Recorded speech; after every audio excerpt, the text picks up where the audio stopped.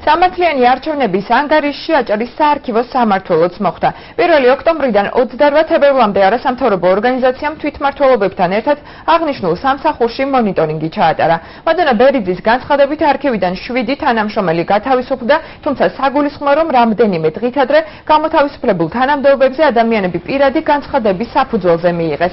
არასამთავრობო ორგანიზაციის წარმომადგენლის ინფორმაციით, ამ მოქალაქეთა განცხადებებში მითითებული იყო ზუსტად ის პოზიცია, რომელიც ვაკანტური გახდა. ამ ფაქტს არ უარყოფს საარქივო სამმართველოს უფროსი გურამ სალაძე ამბობს, რომ მას კანონი არ დაურღვევია იმით, რომ თანამშრომლები კონკრეტულ ვაკანსიებზე პირადი განცხადებების საფუძველზე აიყვანა. დეტალები მაცნეს შემდეგ გამოშვებაში.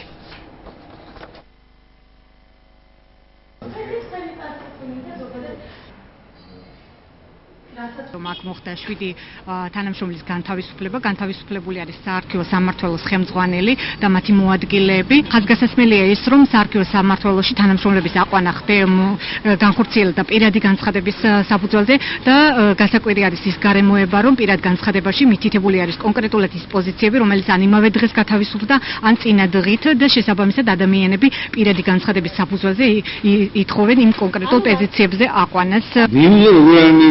მივუთითებდი რომ დაწერე განცხადება მე ამაში ვერანაირ დანაშაულს ვერ ვხედავ. მე თვითონ მივუთითე რომ მაქვს ეს ადგილი და ჭირდები აქ. გარდა ერთისა, არც ერთი არ გამოთავისუფლებია, ყველა საკუთარი ნებით დაწერა განცხადება და წაბრძანდა.